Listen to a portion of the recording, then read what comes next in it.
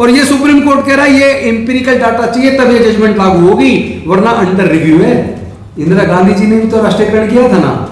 तो बहुत से लोग कहते हैं प्राइवेट सेक्टर में रिजर्वेशन क्यों मांग रहे हो, क्यों ना मांगे भाई, वोट की राजनीति के लिए हम आपस में लड़वाएंगे। ये रेलवे आधे से ज्यादा बेच दिया, एयर इंडिया पूरा बेच दिया, एयरपोर्ट सारे बेच दिए। मैं चाहता हूं हक मिले। मैं सबके सामने ओपनली कह रहा हूं, अगर सब क्लासिफिकेशन करने से उसके बाद आप सब क्लासिफिकेशन की बात करना। पहले आप ठेकेदारी प्रथा पूरी तरह खत्म करो, आउटसोर्सिंग बंद करो। इस आधार पर आपने ये जजमेंट दे दिया। तो मैं एक वकील पेशे से वकील होने के नाते राजनीतिक बाद में हूं और मैं साबित करूंगा कि ये लड़वाने वाली जजमेंट क्यों है, इसके पीछे आधार क्या है।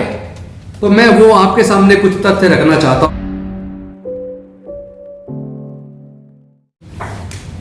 चूंकि जो जजमेंट माननीय सर्वोच्च न्यायालय ने 1 अगस्त 2024 को डिलीवर किया, उसको पढ़ के ऐसा लगता ही नहीं कि ये जजमेंट सुप्रीम कोर्ट के जजों ने डिलीवर किया है। ऐसा लगता है जैसे भारतीय जनता पार्टी और आरएसएस की भावना को परिलक्षित कर दिया और उस पर सिग्नेचर मात्र कर दिए हों। ऐसा मतलब पढ़ के महसूस होता है। और वो इसलिए महसूस होता है कि इसकी बैकग्राउंड में अगर जाएंगे तो 1975 के आसपास पंजाब की सरकार ने अनुसूचित जाति के अंदर 2 क्लासेस बना दिया, उसको 2 भागों में वर्गीकृत कर दिया। और उसके बाद सेम काम हरियाणा की सरकार ने किया। फिर 1990 में यही काम आंध्र प्रदेश ने किया, 2000 में यही काम आंध्र प्रदेश की सरकार ने किया, जिसके खिलाफ ईवी चेन्नैया कोर्ट गए और सुप्रीम कोर्ट की 5 जज की बेंच ने जब निर्णय दिया तो उन्होंने कहा कि ये सरकार का फैसला आर्टिकल 341 सब क्लोज 2 ऑफ इंडियन कॉन्स्टिट्यूशन का उल्लंघन है और साथ ही साथ आर्टिकल 14, आर्टिकल 15(4) एंड 16(4) का उल्लंघन है। ये समानता का उल्लंघन है, अफसर की स्वतंत्रता और समानता का उल्लंघन है। ये कहते हुए और साथ में कहा कि चूंकि ये होमोजीनियस सोसाइटी है तो ये उपवर्गीकरण उचित नहीं है, जिसके आधार पे जो Devendra Singh Punjab and Haryana high court गए और 2006 में इस सुप्रीम कोर्ट की जजमेंट का हवाला देते हुए Punjab and Haryana high court ने उसको इलीगल करार दे दिया पंजाब की और हरियाणा सरकार के द्वारा किए गए उपवर्गीकरण को। लेकिन उसके बाद हरियाणा पंजाब सरकार सुप्रीम कोर्ट गई। सुप्रीम कोर्ट ने 2020 में 5 जज की ही बेंच ने फिर से जजमेंट दिया और उन्होंने कहा कि ये उपवर्गीकरण होना चाहिए। हम पिछली ईवी चेन्नैया वाली जजमेंट से सहमति नहीं रखते, लेकिन चूंकि वो जजमेंट भी 5 जज बेंच की थी और ये जजमेंट भी 5 जजों की खंडपीठ की थी, तो फिर लागू कौन सा हो। अल्टीमेटली एक लार्जर बेंच बनाई गई जिसमें 7 जजों की बेंच बनी और 7 जजों की बेंच ने 1 अगस्त 2024 को वो जजमेंट दिया, जिस जजमेंट पे पूरे देश में एक हाहाकार मचा है। कोर्ट के सामने 4 इश्यूज इन्वॉल्व थे, जिसमें एक तो ये था कि क्या ये आर्टिकल 341 सब क्लोज 2 का उल्लंघन है। तो पहले एक समय उसी हाई कोर्ट की 5 जज की बेंच ने कहा था कि हाँ ये उल्लंघन है, लेकिन इस 7 जज की बेंच ने 6 और 1 के अनुपात से कहा कि नहीं, ये आर्टिकल 341(2) का उल्लंघन नहीं है। दूसरा इशू उनके सामने था कि क्या ये आर्टिकल 14, 15(4), 16(4) का उल्लंघन है। पिछली 5 जज की बेंच ने कहा था हाँ ये उल्लंघन है, लेकिन इस बार 7 जज की बेंच ने 6-1 के अनुपात में कहा कि नहीं, ये उल्लंघन नहीं है। और तीसरी बात, उसमें तीसरा इशू उनके सामने था, क्या स्टेट गवर्नमेंट ऐसा कर सकती है, सब क्लासिफिकेशन कर सकती है, वर्गीकरण कर सकते हैं अनुसूचित जाति के अंदर। तो कोर्ट ने कहा हाँ कर सकती है, जबकि पिछले 5 जज बेंच ने कहा था कि नहीं कर सकती। और चौथा सब्जेक्ट उनके सामने इशू था जो उन्हें डिसाइड एडजुडिकेट करना था, वो था कि क्या ये जो क्लास है शेड्यूल्ड कास्ट, शेड्यूल्ड ट्राइब्स, ये हेट्रोजीनियस सोसाइटी है या फिर होमोजीनियस सोसाइटी है। तो पहली वाली ने कहा था ये होमोजीनियस सोसाइटी है, और दूसरी ने कहा नहीं ये होमोजीनियस सोसाइटी नहीं है, हेट्रोजीनियस सोसाइटी है। यानी पहले जजमेंट की चारों बातों को पूरी तरह दरकिनार करके जजमेंट दे दिया। तो 4 इशू इन्वॉल्व थे, 4 इशू एडजुडिकेट करने थे, 4 कर दिए। ये इशू कोर्ट के सामने विचाराधीन ही नहीं था कि अनुसूचित जाति जनजाति के अंदर क्रीमी लेयर होना चाहिए कि नहीं होना चाहिए। लेकिन जजेज ने 4-3 के रेशियो से अपनी मर्जी से ये भी डिसाइड कर दिया कि भाई ये सरकारों को चाहिए कि इसमें, मतलब सरकारों को ये चाहिए नहीं, सलाह दी जाती है, सलाह दी जाती है कि सरकारें क्रीमी लेयर पे करें। चूंकि मंडल कमीशन वाली जो Indira Sawhney versus Union of India judgment थी 92 की, उसके अंदर वो केवल ओबीसी की बात नहीं करती बल्कि वो जजमेंट एससी/एसटी की भी बात करती है। यानी अननेसेसरी वहां से उठा के उसको भी डिसाइड कर दिया और स्टेट गवर्नमेंट्स को ये एक सलाह दे डाली कि आप चाहे तो ऐसा कर सकते हैं। एक और झगड़ा पैदा करवा दिया। खैर बहरहाल मैं आगे बढ़ता हूं कि इस जजमेंट से पढ़ने के बाद एक तो ये प्रतीत हुआ जिस समाज के बारे में आप फैसला लेने जा रहे हैं, क्या वो समाज इसमें पार्टी बनाए और समाज को सुनवाई का मौका मिले। प्रिंसिपल ऑफ नेचुरल जस्टिस ये कहता है जिसके बारे में कोर्ट फैसला करने वाली है उसको हियरिंग का मौका मिलना चाहिए। तो हमारे समाज को तो हियरिंग का मौका ही नहीं मिला, तो हम अपनी बात रखते कैसे। दूसरी बात वो कहता है fair play in action. Principle of natural justice का दूसरा सिद्धांत कहता है there must be fair play in action. तो इसमें कहीं फेयर प्ले तो नजर नहीं आ रहा, क्योंकि जब हमें सुनवाई का ही मौका नहीं मिला तो फेयर प्ले कहां से हुआ। और तीसरी बात, और ये बहुत महत्वपूर्ण बात है, आप सब विद्वान लोग बैठे हैं, क्या कोर्ट के सामने केंद्र की सरकार ने या संबंधित राज्य सरकारों ने कोई ऐसा डाटा सुप्रीम कोर्ट के समक्ष रखा क्या अनुसूचित जाति की किस किस जाति की कितनी जनसंख्या है, सरकारी नौकरी में किस किस तरह की नौकरी में कौन कौन सी जाति को कितना हक मिला, किसको ज्यादा मिला किसको कम मिला, क्या इस तरह का कोई डाटा सुप्रीम कोर्ट के सामने रखा। इस तरह का कोई डाटा तो सुप्रीम कोर्ट के सामने नहीं रखा। फिर सुप्रीम कोर्ट के ख्वाब कहां से आ गए कि भाई कुछ जातियों को अनुसूचित जाति में ज्यादा मिल गया, कुछ को कम मिला है। इसका मतलब कोई व्यक्ति है पहले पीछे से एक माइंड सेट बना के बैठा है, किसी ने तय कर लिया कि इसमें झगड़ा करवाना है। सरकारी नौकरियां बची नहीं है, जब नौकरियां ही नहीं होंगी तो फिर झगड़ा किस बात का। दूसरी बात, जब किसी तरह की कोई वैकेंसी निकलती है तो उसमें कोई न्यूनतम क्वालिफिकेशन होती है, और न्यूनतम क्वालिफिकेशन वाला आदमी उस एग्जाम में बैठ सकता है। जब एग्जाम में बैठता हो तो उस एग्जाम को पास करना जरूरी है। पास करने के बाद उसकी मेरिट बनेगी, मेरिट में नंबर आएगा तो उसको मिल जाएगा।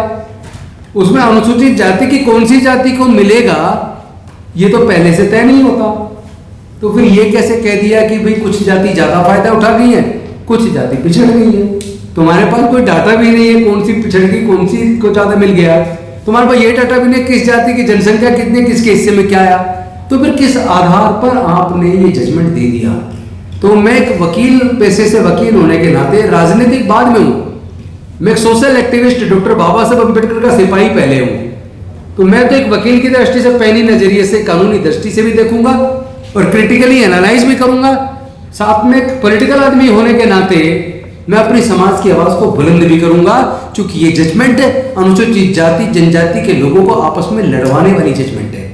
और मैं साबित करूंगा कि ये लड़वाने वाली जजमेंट क्यों है, इसके पीछे आधार क्या है। तो मैं वो आपके सामने कुछ तथ्य रखना चाहता हूं।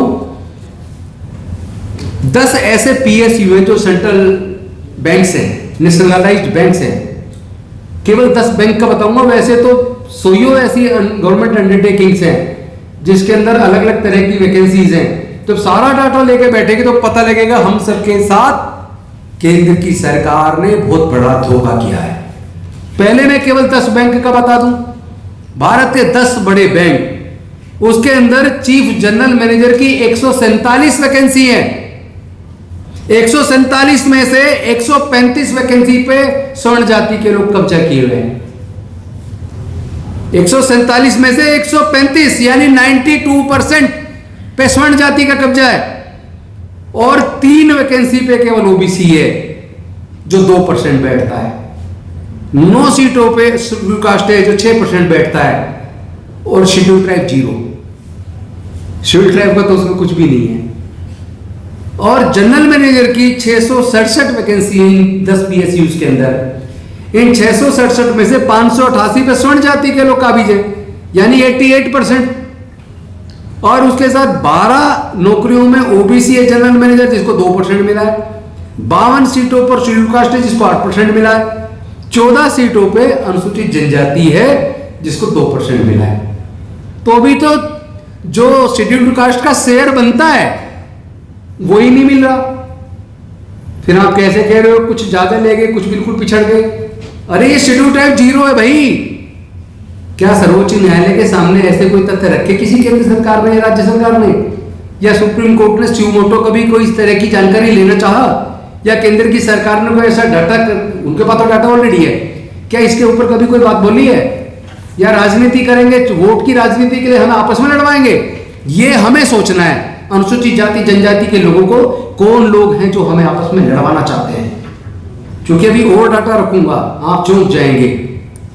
ये भी सुन लीजिए आप। हरियाणा के अंदर अनुसूचित जाति की जनसंख्या 64,38,950 है। 64,38,950। इसमें A group, B group, C group, D group. A group के अंदर 17 जाति ऐसी है जिसका आज तक एक भी आदमी ए ग्रुप की नौकरी में नहीं है। अनुसूचित जाति का 17 जातियां हैं, एक भी आदमी, 0, एक भी आदमी नहीं बना। बी ग्रुप में 12 जाति ऐसी हैं जिसका एक भी आदमी आज तक बी ग्रुप की नौकरी में नहीं है। सी ग्रुप में एक जाति ऐसी जिसका एक भी आदमी सी ग्रुप की नौकरी नहीं ले पाया। और डी ग्रुप में 4 जातियां ऐसी हैं, डी ग्रुप यानी चपड़ासी, 4th क्लास वाला जो एम्प्लॉयमेंट में 4 जाति ऐसी जिसका एक भी आदमी नौकरी में नहीं है। उनके बारे में कोई सोचेगा या नहीं सोचेगा? और अगर 147 चीफ जनरल मैनेजर में 135 जनरल कैटेगरी के 92% है, मैं पूछना चाहता हूं उसके लिए जो क्वालिफिकेशन चाहिए क्या अनुसूचित जाति के पास नहीं है? मैं ऐसे हजारों लोग दे सकता हूं जो चीफ जनरल मैनेजर की वैकेंसी के लिए मच मोर कॉम्पिटेंट। उन्हें मौका नहीं मिलेगा क्योंकि वहां का कब्जा जिसको चाहिए बनाएंगे आप। वहां तो आप रिजर्वेशन दे नहीं रहे, जहां हक मिलना चाहिए वहां हकमारी आप कर रहे हैं। और एक और चौंकाने वाला डाटा, टोटल सरकारी नौकरों को तनख्वाह पे केंद्र की सरकार, राज्य सरकारें 3% पैसा खर्च करती हैं। पूरे देश का 3% सरकारी नौकरों की तनख्वाह पे जाता है। तो उस 3% में हमारे हिस्से में तो 1% भी नहीं आया, और उसे 1% में आपस में झगड़ा करवा रहे हैं। 97% अदर देन सैलरी, 97% में अनुसूचित जनजाति पिछड़े वर्गों का हिस्सा कहां है? हम आपस में इनकी साजिश का शिकार होकर आपस में लड़ेंगे या उस 97% में अपना हक मांगेंगे? खेत की जमीन, जल जंगल जमीन कोई मां के पेट से लेकर पैदा हुआ है क्या? हाँ, किसने आपको मालिक बना दिया जमीन का? जब आप मां के पेट से लेकर पैदा नहीं हुए, हम मां के पेट से लेकर पैदा नहीं हुए, हमारे अंदर भी वही खून है, आपके अंदर भी वही खून है, तो तुम जमीनों के मालिक कैसे हो? हम जमीनों के मालिक क्यों नहीं है? क्या इस पर चर्चा नहीं होनी चाहिए? और एक और महत्वपूर्ण डाटा आपके सामने रखता हूं, क्योंकि जब कोर्ट के सामने लड़ेंगे या सरकारों के सामने लड़ाई होगी हमारी, तो हम तथ्यों के साथ बात करेंगे। कुछ लोग हवा में बात करते हैं, हवा में आर्गुमेंट नहीं होता, आर्गुमेंट तो तथ्यों के साथ किया जाना चाहिए। मजेदार डाटा आपके सामने रखता हूं। केंद्र की सरकार की जनवरी 2003 में टोटल नौकरियां A, B, C, D तीनों मिलाकर जनवरी 2003 में 26,29,913 सरकारी नौकरियां थी, जिसमें अनुसूचित जाति की ABCD सारी मिला के केवल 6,14,101 लोग सरकारी नौकरी में थे, और अनुसूचित जनजाति के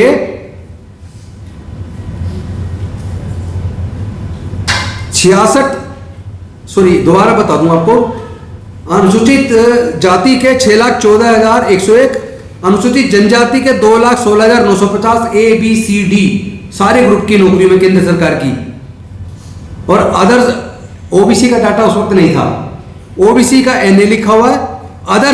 अदर्स लोग थे 26,64,425, 75.5% पे कब्जा अदर्स का। और SC ST OBC सारे जोड़ लो तो 24.5% पे शिफ्ट आ दिए। तो हकमारी कौन कर रहा है? कौन जवाब देगा इसका? लेकिन ये जो डाटा मैं बता रहा हूं ये 2003 का है। अब मैं बताता हूं जनवरी 2021 का डाटा। जनवरी 2021 में जो केंद्र सरकार की 33,95,476 नौकरियां थी, चूंकि इन्होंने बहुत सारी नौकरियां खत्म कर दी, वो घट के रह गई 18,78,822। केंद्र सरकार की कुल नौकरियां 2021 में 18,78,822 बची हैं, जिसमें अनुसूचित डी ग्रेड तो इन्होंने प्राइवेटाइज कर दिया, ठेके पे दे दिया, आउटसोर्स कर दिया पूरा। फिफ्थ पे कमीशन में उसको पूरी तरह बैन कर दिया, सरकारी नौकरी फिफ्थ पे कमीशन को वैकेंसी नहीं निकलेगी, वो ठेके पे भर्ती होंगे, आउटसोर्स कर दिया गया। लेकिन एबीसी बची, एबीसी में 3,28,692 लोग 2021 में केंद्र की नौकरियों में अनुसूचित जाति के थे। मतलब जो 6,14,101 थे 2001 में, वो घट के 3,28,682 रह गए। अनुसूचित जनजाति के 1,44,270 रह गए, और ओबीसी के 4,15,342 रह गए, और जनरल कैटेगरी के 9,90,918 रह गए। ये जनरल वाला बैठता 52.7%, और अभी इसमें ईडब्ल्यूएस जोड़ा नहीं है, उसे और जोड़ लोगे तो पता लगेगा 60% नौकरियों पे स्वर्ण जाति के लोग कब्जे में बैठे हैं। तो फिर न्याय कौन करेगा? और इससे भी मजेदार एक और डाटा देके मैं डाटा खत्म करके फिर थोड़ी सी बात करके अपनी बात खत्म करूंगा। स्वीपर की नौकरी, सफाई कर्मचारी की नौकरी 2003 में अनुसूचित जाति के 73,881 लोग केंद्र सरकार में स्वीपर की नौकरी पे थे, जो 58.57% था टोटल नौकरियों का। एसटी के 5,605 थे, जो 4.44% था।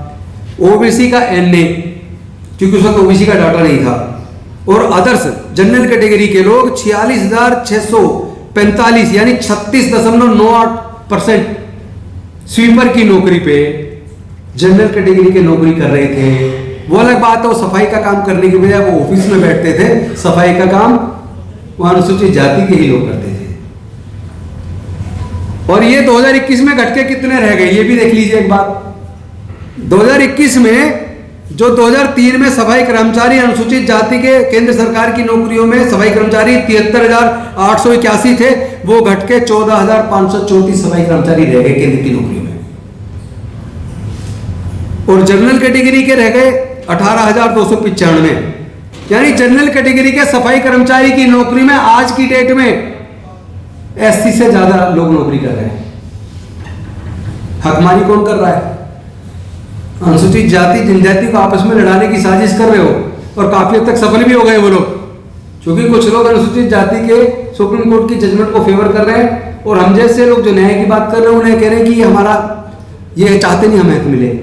अरे मैं चाहता हूं हक मिले। मैं सबके सामने ओपनली कह रहा हूं, अगर सब क्लासिफिकेशन करने से अनुसूचित जाति की उन जातियों को मौका मिल सकता है जो जिनको नहीं मिला है, तो भैया कर दो, लेकिन उससे पहले ये जरूर बताओ करोगे कैसे। उससे पहले लागू नहीं होने देंगे, पहले ये बताओ करोगे कैसे। क्योंकि जब नौकरी की वैकेंसी निकलती है तो कहीं पे वैकेंसी एससी की 1 है, कहीं पे 2 है, 1208 के करीब अनुसूचित जाति की जातियां हैं। जैसा मैंने बताया हरियाणा के अंदर 78 जातियां हैं, किसी स्टेट में 200 जातियां हैं, दिल्ली के अंदर 28 जातियां हैं। तो अगर वैकेंसी 1 है या 2 है उसको आप 78 जातियों में कैसे बांटोगे? मान लो आपने क्या कि दो सब क्लासिफिकेशन करके 2 क्लास बना दिया आपने अनुसूचित जाति की, और वैकेंसी निकली 3।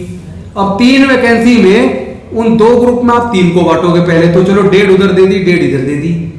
एक के अंदर 78 में से 28 जाती है, एक के अंदर 50 जाती है। तो जो 1.5 वैकेंसी 28 में कैसे बांटोगे और 50 जातियों में कैसे बांटोगे? इसका क्या रोड मैप है आपके पास? क्या इसका कोई आपने कोई डाटा कलेक्ट, कोई स्टडी तैयार की है? कोई रिपोर्ट है ऐसी? कैसे बांटोगे? और दूसरी बात, अगर कहो जी एक बार एक को मौका, एक बार दूसरी जाति को, फिर तीसरी जाति को, 500 साल तक भी इन 78 जातियों को भी हक नहीं मिलेगा। तो क्या सर्वोच्च न्यायालय हवा में जजमेंट दे रहा है?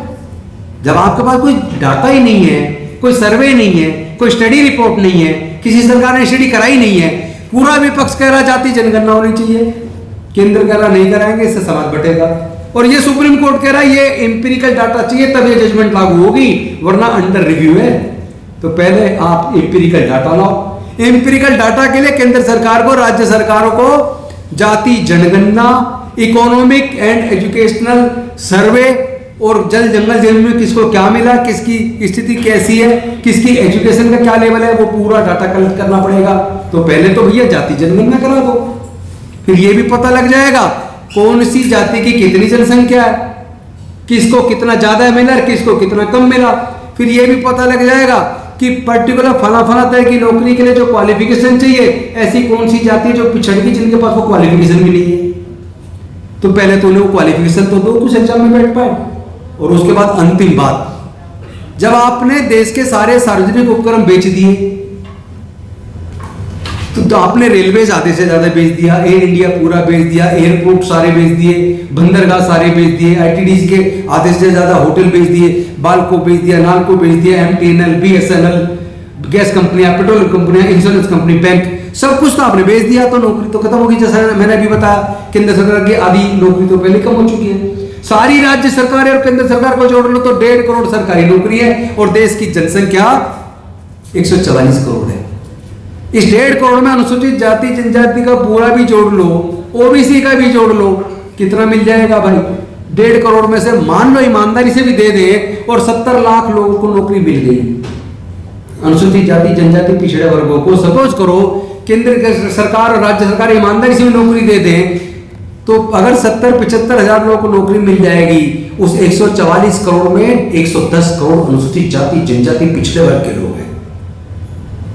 50 लाख को भी आपने अगर दे दी तो 109.50 करोड़ लोग को तो नौकरी आप नहीं दे पाओगे, और जिनके पास पैसा व्यापार करने के लिए भी नहीं, वो व्यापारी भी नहीं बन पाएंगे।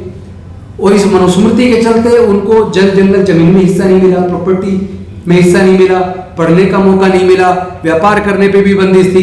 तो इतने पिछड़ गए हजारों साल तक। 75 साल के थोड़े से चुटकी भर रिजर्वेशन दिया, इसमें तुम्हारे पेट में दर्द हो गया। सुप्रीम कोर्ट के भी पेट में दर्द है, हाई कोर्ट के भी पेट में दर्द है, पूरा केंद्र सरकार, सारी राज्य, सारे नेता जागरूक हो गए, सबका जागृति आ गई एकदम। दलितों में नुकसान हो रहा है, आधे फायदा उठा रहे, आधे। अरे भाई दोगे कैसे? पहले जल जंगल जमीन को बांटो, नेचुरल रिसोर्सेज को बांटो, इंडस्ट्रीज को बांटो, ट्रेड में मौका दो, उसके बाद आप सब क्लासिफिकेशन की बात करना। पहले आप ठेकेदारी प्रथा पूरी तरह खत्म करो, आउटसोर्सिंग बंद करो, और जो जो आपने बेच दिया उसका दोबारा से राष्ट्रीयकरण करो। कुछ कहते कैसे होगा? इंदिरा गांधी जी ने भी तो राष्ट्रीयकरण किया था ना, तब हो सकता था, तो आज भी हो सकता है। नीयत चाहिए, लेकिन आपकी नीयत नहीं है। और बहुत से लोग कहते हैं प्राइवेट सेक्टर में रिजर्वेशन क्यों मांग रहे हो? क्यों ना मांगे भाई, कह रहे वो तो प्राइवेट है, अपने पैसे से लगाया। अपने से कहां लगाया? सरकार से जमीन ली सस्ते दर पे। जब आप सरकार का किसी रूप में फायदा उठाते हो तो सरकार की नीतियां आपके ऊपर उसी दिन लागू हो जाती है जिस दिन सरकार से आप लाभ उठाते हो। दूसरी बात, जमीन सरकार से सस्ते दर पे ले ली, उस पर बिल्डिंग बनाने के लिए और काम अपना बिजनेस शुरू करने के लिए बैंकों से लोन ले लिया। बैंकों में हमारा पैसा है, हम तो व्यापार नहीं कर पाते क्योंकि पैसा नहीं है। बैंक में हमारा जो थोड़ा बहुत पैसा है, लेकिन हमारी संख्या क्यों सारा पैसा जोड़ के खरबों रुपए हो जाता है, और बैंक उसे तुम्हें दे देती है। तुम हमारे पैसे से फिर व्यापार शुरू करते हो, और फिर पूरे देश पे काबिजों के कब्जा करके मालिक बन बैठते हो। फिर कहते हो प्राइवेट सेक्टर में रिजर्वेशन क्यों? अरे जब हमारे पैसे से तुम व्यापार कर रहे हो और हमारे देश की जमीन सस्ते दर पे लेकर तुम व्यापार कर रहे हो, तो तुम्हारे प्राइवेट सेक्टर में रिजर्वेशन क्यों नहीं? हम कब कह रहे हैं तुम अपना न्यूनतम योग्यता खत्म करो, योग्यता जो आप मांग रहे हो वही मांगो, लेकिन उसमें हमें रिजर्वेशन दे दो। जो क्वालिफिकेशन, जो क्वालिटी आपकी चाहिए, जो रिटर्न टेस्ट आपको कराना करा लो, उसके बाद हम पास कर लो, तब तो रखो। अपने भाई भतीजे को तो रख लेते हो, नाम पूछ के क्या नाम है, सुनील कुमार, आगे आगे तो कुछ नहीं है, ठीक है आपको बताएंगे, यानी आपको नहीं रखेंगे, पता लग गया आपकी जाति क्या है। मिश्रा जी कहाँ से है, कौन से गांव से हैं? अच्छा बनारस से। अरे बहुत अच्छी, आपकी क्वालिफिकेशन तो बहुत अच्छी है, ठीक है आप कल से आ जाना। इस तरह का जातिवाद, भेदभाव पक पक खुलेआम हो रहा है, सरकारें भी कर रही है और कोर्ट भी कर रही है। हाई कोर्ट में वैकेंसी निकली है, Punjab and Haryana high court में 300 वैकेंसी निकली है, और 300 वैकेंसी में आपको मजेदार बात बताऊं, चपड़ासी की वैकेंसी है, चपड़ासी की 300 वैकेंसी में 243 वैकेंसी जनरल की है, 243 जनरल की है, 30 वैकेंसी SC ST OBC तीनों मिलाकर 30 है, 15 वैकेंसी एक्स सर्विसमैन और 12 वैकेंसी फिजिकली चैलेंज्ड। ये है न्याय। जिस कोर्ट में हम न्याय का मंदिर समझ के न्याय के लिए जाते हैं, उसी के अंदर जब वैकेंसी निकलती है तो न्याय नजर आता है। मुझे आज भी याद आ रहा है, एक बार एक दिल्ली के एक जज ने मुझे कहा कि हाई कोर्ट में एक वैकेंसी निकली है डिस्ट्रिक्ट कोर्ट के लिए 4th क्लास की, तो सारे जजों ने कोशिश की मेरा रिश्तेदार लग जाए, मेरा रिश्तेदार लग जाए, चूंकि वहां कोई रिटर्न टेस्ट तो होता नहीं था। तो वो जज साहब कह रहे कि यार हम सोच रहे थे एक तो हमारा भी भाई लग जाएगा, लेकिन एक हाई कोर्ट जज की लेडी थी, उनके अकेले की 54 की लिस्ट उनकी आ गई, मेरे रखने पड़ेंगे। तो कह रहे वो सारी नौकरी वो हाई कोर्ट के जजों में बढ़ गई, डिस्ट्रिक्ट कोर्ट के जजों तक को नंबर नहीं मिला। और मैं ऑन रिकॉर्ड कैमरे के सामने बोल रहा हूँ ये बात, वो सुनी भी जाएगी। कंटेम्प्ट ऑफ कोर्ट करें तो कर लें, लड़ाई तो लड़ेंगे, जेल जाके लड़ेंगे, लड़ना पड़ेगा। झुकने से काम नहीं चलेगा, ना झुकेंगे ना रुकेंगे, ना बिकेंगे ना डरेंगे, हम लड़ेंगे, अपने हक के लिए लड़ेंगे। और ये जो लोग हमारे लोगों को आपस में लड़वा रहे हैं सब क्लासिफिकेशन के नाम पे, मैं अपने उन लोगों को भी कहना चाहता हूं कि तुम्हारी से जितनी सफाई कर्मचारी की नौकरी पे तुम नौकरी कर रहे हो, उससे ज्यादा पे जनरल वाले नौकरी कर रहे हैं, पर सफाई का काम तो तुम करते, वो तो नहीं करते। उस हक को तो मान लो। तो 4th क्लास एम्प्लॉयमेंट पूरी तरह ठेके पे दे दिया, आउटसोर्स कर दिया, जहां आप लोग हम लोग आ जाया करते थे, वो रास्ता हमारा बंद कर दिया, उस रास्ते को तो खुलवा लो। जहां तुम्हें मौका, वो मौका मिल नहीं रहा। इंजीनियरिंग, मेडिकल, लॉ, मैनेजमेंट, इन सारे तरह की जो नौकरियां, उसमें जो क्वालिफिकेशन चाहिए, कई कई लाख रुपए फीस चाहिए, मिनिमम 15 लाख ऊपर करोड़ रुपए तक। वो पैसा हमारे लोगों के पास नहीं है कि वो अपने बच्चों को क्वालिफिकेशन करा दे। 0.5% हमारे लोग हैं जो केवल अपने लोगों को इस तरह की पढ़ाई करवा सकते हैं अपने बच्चों को। 99.5% लोग अपने बच्चों को उस तरह की टेक्निकल जो एजुकेशन है, हायर एजुकेशन है, वो नहीं करा सकते, तो वो तो कभी आ ही नहीं पाएंगे। तो हकमारी तो आपकी कर कोई और रहा है, लेकिन ये कह के कि दलितों में दलित एक दूसरे का हक मार रहे हैं, लड़वा हमें रहे हो। ये मैं अपने समाज के लोगों से कहना चाहता हूं, किसी भी कीमत पर आपस में लड़ने की जरूरत नहीं है। हम और आप मिल बैठ के समाधान करेंगे, लेकिन आपस में लड़ने की बजाय पहले जो हमारा छीन गया है, उन छीनने वालों को देखेंगे, पहले उसको वापस लेते हैं, मिलजुल के अपनी लड़ाई लड़ेंगे, हम जीतेंगे, हर हाल में जीतेंगे, लड़ेंगे और जीतेंगे। जय जय जय जय जय भीम, जय जय जय जय जय भीम, जय जय जय जय जय भीम। बहुत बहुत धन्यवाद। नमो बुद्धाय, जय भीम, जय भारत, जय श्री राम। खबरों में बने रहने के लिए फोरम 4 को सब्सक्राइब करें और नोटिफिकेशन पाने के लिए बेल आइकन दबाएं।